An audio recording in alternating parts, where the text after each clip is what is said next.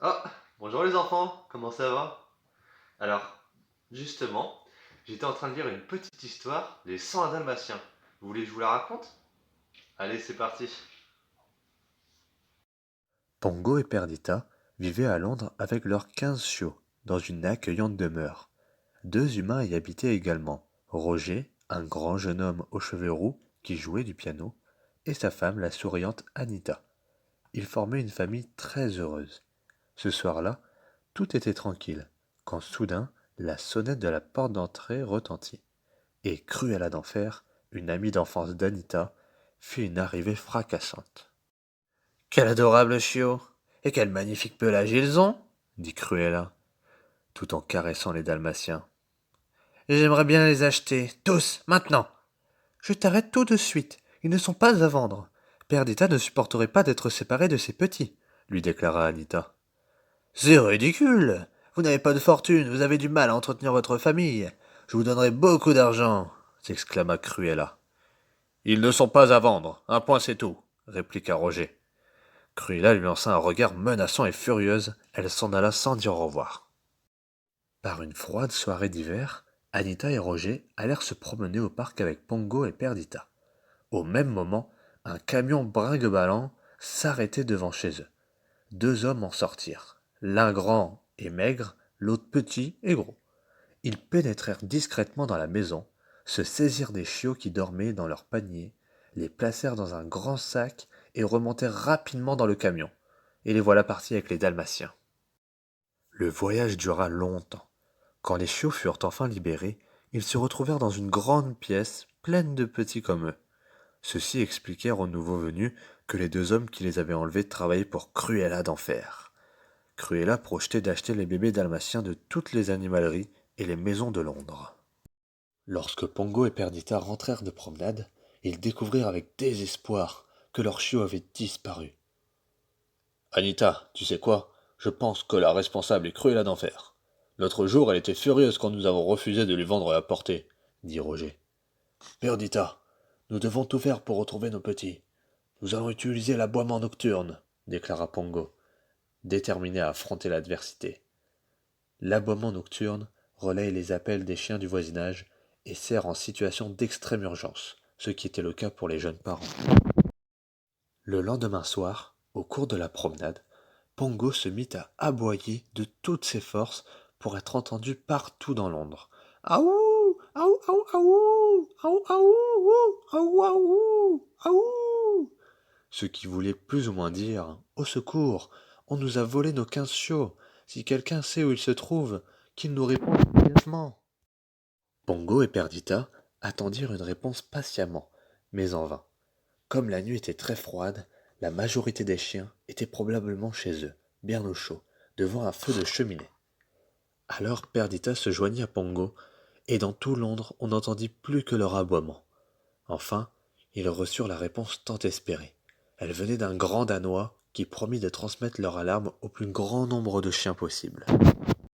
Le Danois tint parole, et cette nuit-là, la nouvelle parvint jusqu'à une petite grange isolée où vivait un chien de berger que tout le monde appelait le colonel, et son ami un chat dénommé Sergent Tibbs.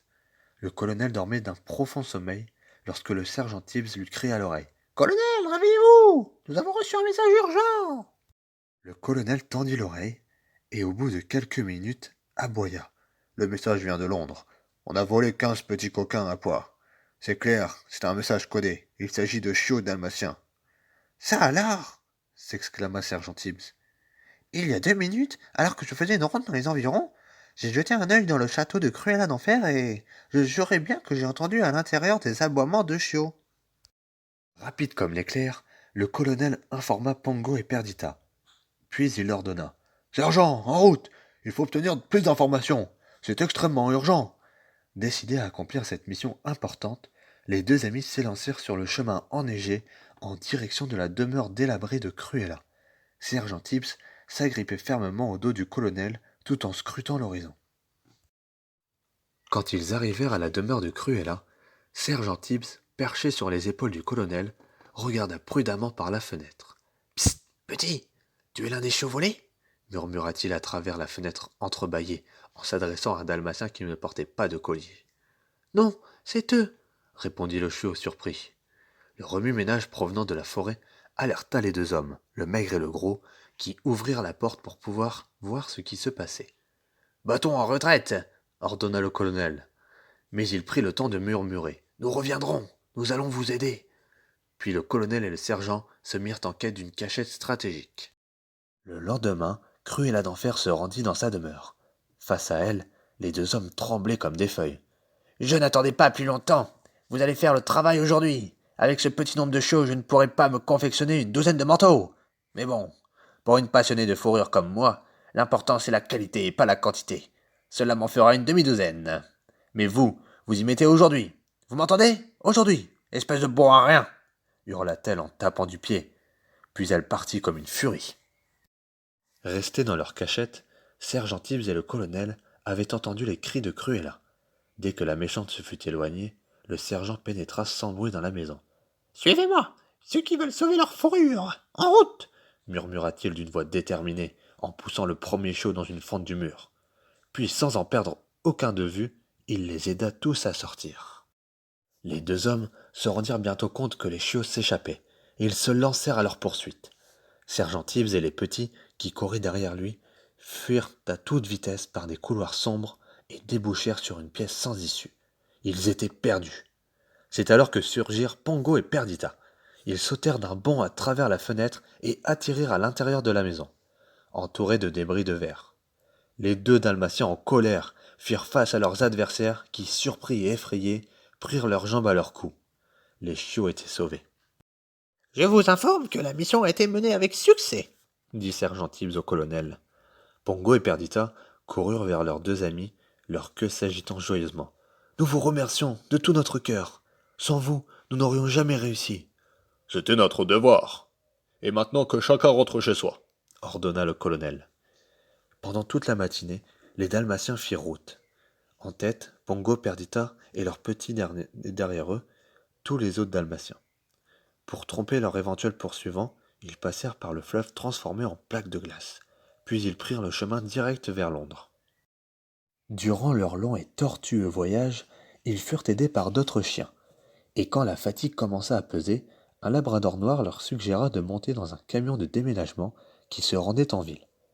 Les Dalmatiens se reposaient tranquillement dans un abri au chaud, en attendant que le camion soit prêt, lorsque soudain, la limousine de Cruella d'Enfer se gara juste à côté.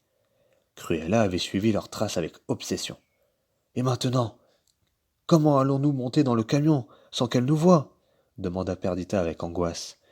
Nous allons nous rouler dans la cheminée, tous. Ainsi nous ressemblerons à des labradors noirs, proposa Pongo. Le camion allait enfin partir. Pongo et Perdita, noirs des pieds à la tête, réussirent à passer inaperçus et à transporter les chiots couverts de suie à l'intérieur du véhicule. Mais tout à coup, un gros tas de neige tomba du toit du hangar, boum, sur l'un des chiots. Sa fourrure blanche à taches noires apparut alors aux yeux de tous. Les yeux de Cruella se mirent à lancer des éclairs. Elle regarda autour d'elle, et quand le camion démarra, elle cria « Je les ai découverts! Ils ne m'échapperont pas! Ils ne m'échapperont pas! Je vais les attraper !» Le camion accéléra, mais la limousine de la passionnée de fourrure le suivait de près. « Je réussirai! Je les attraperai! Je les attraperai !» hurlait Cruella d'Enfer en furie. Soudain, ses cris de rage se transformèrent en une exclamation de peur, lorsque la limousine dérapa sur la route gelée, fit quelques tonneaux, poum, paf, pouf, paf, avant d'atterrir dans le ravin. Les Dalmatiens eurent juste le temps de voir le visage de Cruella enflammé par la colère au milieu de la fumée qui sortait de dessous la voiture. Soulagés, ils poursuivirent leur voyage jusqu'à... Le camion parvint enfin à Londres, où les fugitifs retrouvèrent leur si accueillante demeure. Roger et Anita étaient au comble de la joie. Ils comptèrent tous les chiens qui avaient été sauvés et, incluant Pongo et Perdita, ils arrivèrent au nombre précis de 101. « Nous achèterons une grande maison de campagne, déclara Roger avec enthousiasme, et nous ouvrirons un élevage de dalmatiens. C'est ce qu'ils firent, et Pongo et Perdita, tous les chiots, l'athlétique Roger et la souriante Anita vécurent heureux pendant longtemps. Et voilà, c'est terminé. Alors j'espère que l'histoire vous a plu. N'hésitez pas à mettre vos avis en commentaire Et si vous voulez que je vous raconte une autre histoire Disney, pareil, vous me la partagez en commentaire. Allez, salut, bisous. Ce sera la maison du rêve.